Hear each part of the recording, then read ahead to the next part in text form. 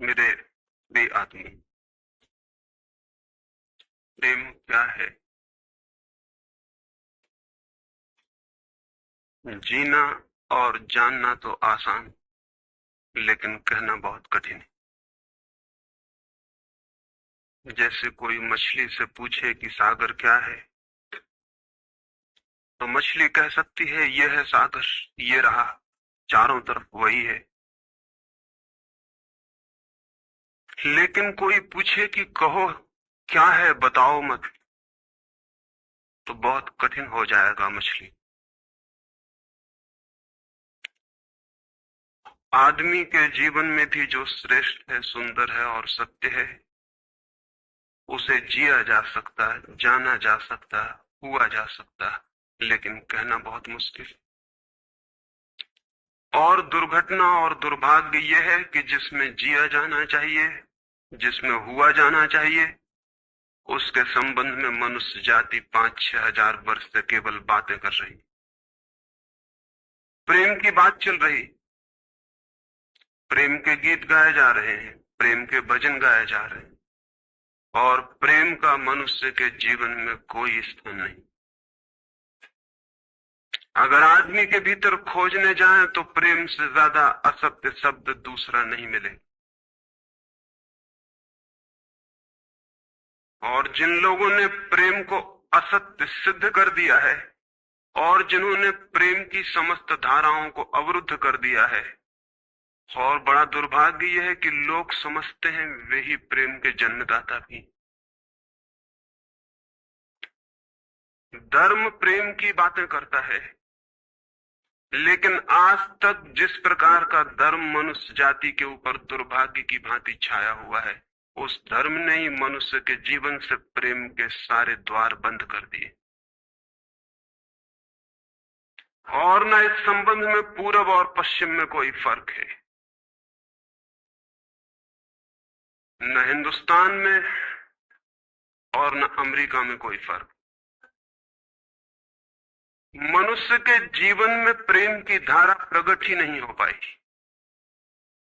और नहीं हो पाई तो हम दोष देते हैं कि मनुष्य ही बुरा है, इसलिए नहीं प्रकट हो पाई। हम दोष देते हैं कि मन ही जहर है, इसलिए प्रकट नहीं हो पाई। मन जहर नहीं है,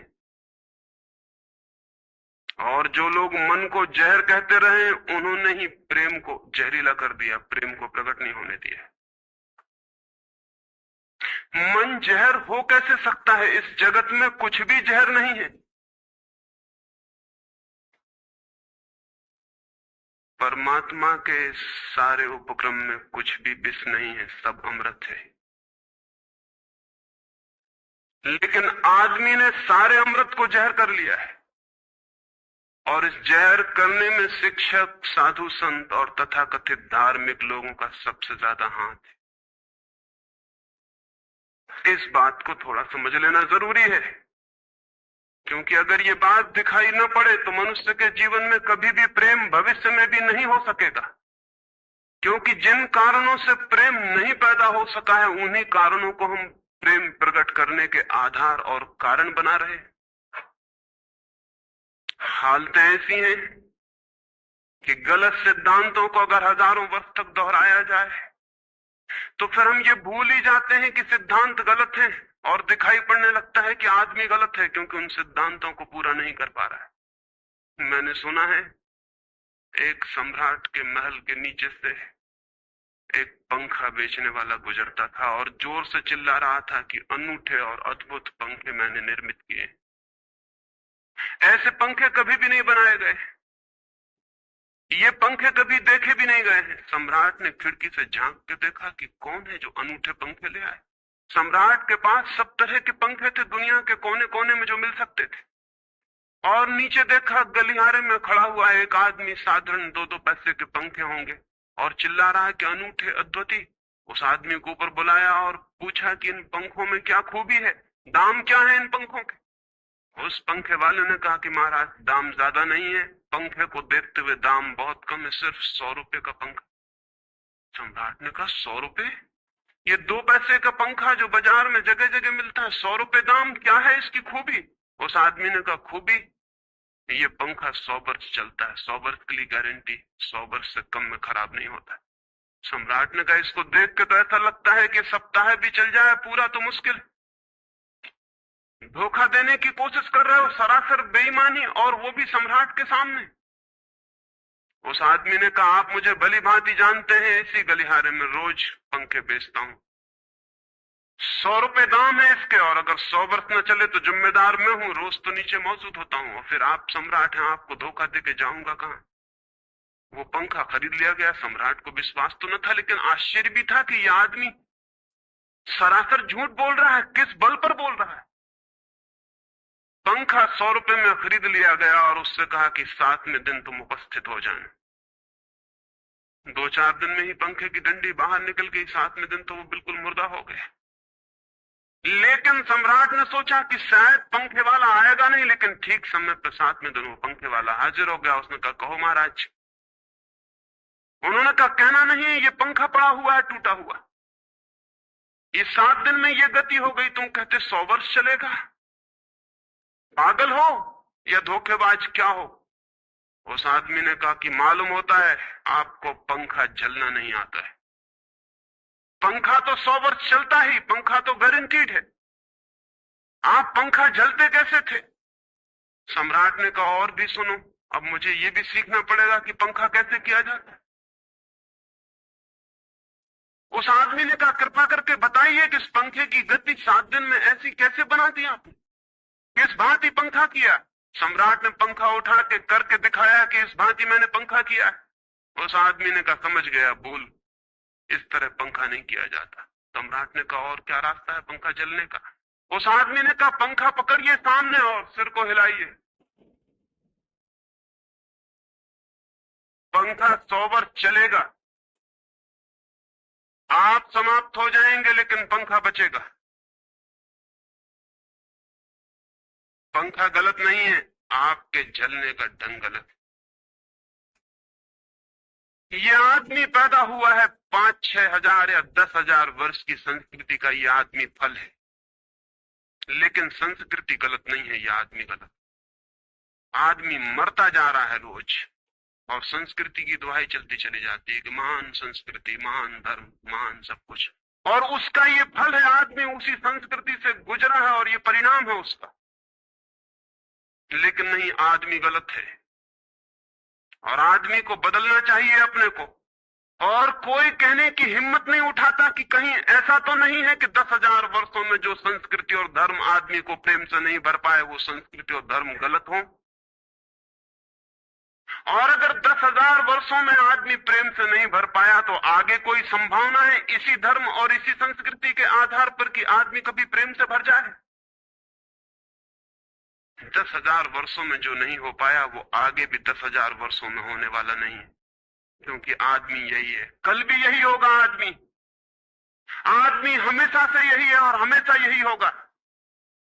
और संस्कृति और धर्म जिनके हम नारे दिए चले जाते हैं, संतों और महात्माओं की जिनकी दुहाइयां दिए चले जाते हैं, सोचने के लिए हम तैयार नहीं कि कहीं हमारा बुनियादी चिंतन की दिशा ही तो गलत नहीं है। मैं कहना चाहता हूं कि वो गलत है, और गलत सबूत है ये आदमी। और क्या सबूत होता है?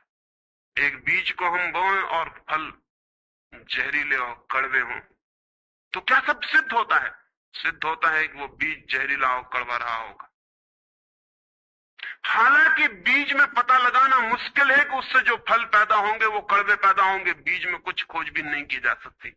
बीज को तोड़ो फोड़ो, कोई पता नहीं चल सकता कि इससे जो फल पैदा होंगे वो कड़वे होंगे। बीज को बो, 100 वर्ष लग जाएंगे, वृक्ष होगा, बड़ा होगा, आकाश में फैलेगा, तब फल आएंगे और तब पता चलेगा कि वे कड़वे।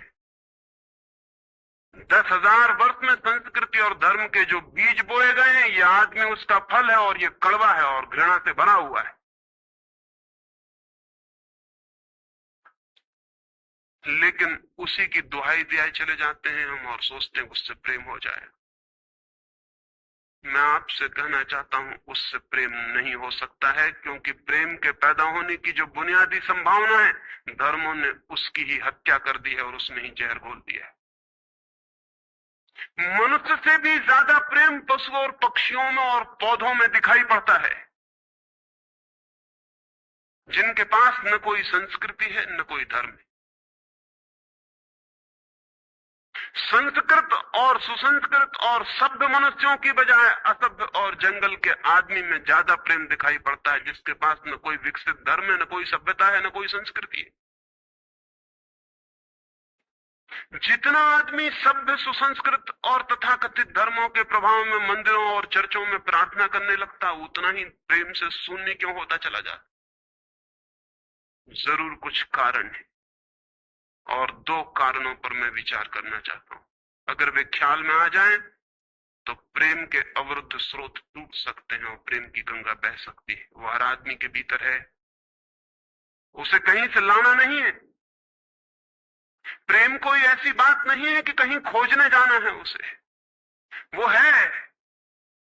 वो प्राणों की प्यास है हर एक के भीतर, वो प्राणों की सुगंध है प्रत्येक के भीतर, लेकिन चारों तरफ से परकोटा है उसके और वो प्रकट नहीं हो पाती। सब तरफ पत्थर की दीवार है और वो झरने नहीं फूट पाते।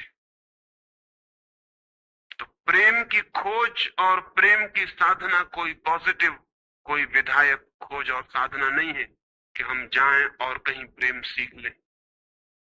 एक मूर्तिकार एक पत्थर को तोड़ रहा था, कोई देखने गया था कि मूर्ति कैसे बनाई जाती है। उसने देखा कि मूर्ति तो बिल्कुल नहीं बनाई जा रही, सिर्फ छेनी और हथौड़े से पत्थर तोड़ा जा रहा है। तो उस आदमी ने पूछा कि आप क्या कर रहे हैं, मूर्ति नहीं बनाएंगे? मैं तो मूर्ति का बनना देखने आया हूं, आप तो सिर्फ पत्थर तोड़ रहे हैं।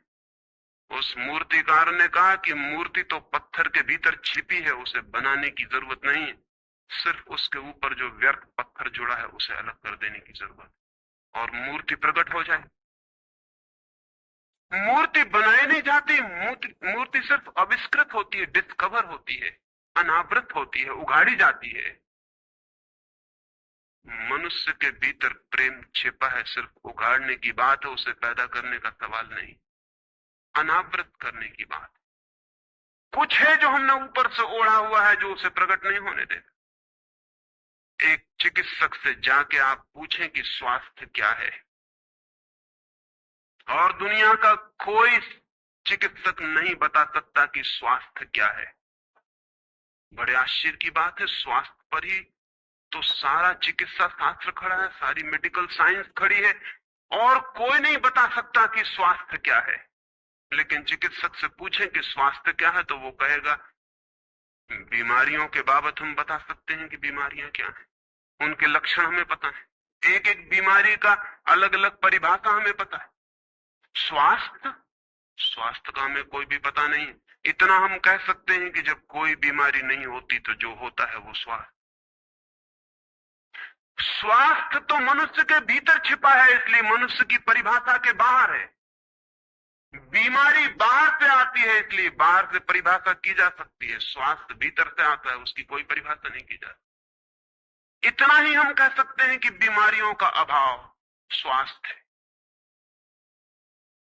लेकिन ये स्वास्थ्य की कहां परिभाषा हुई? स्वास्थ्य के संबंध में तो हमने कुछ भी ना कहा कि बीमारियां नहीं है तो बीमारियों के संबंध में कहा। सच ये है कि स्वास्थ्य पैदा नहीं करना होता, या तो छिप जाता है बीमारियों में, या बीमारियां हट जाती हैं तो प्रकट हो जाता है। स्वास्थ्य हम में है, स्वास्थ्य हमारा स्वभाव है।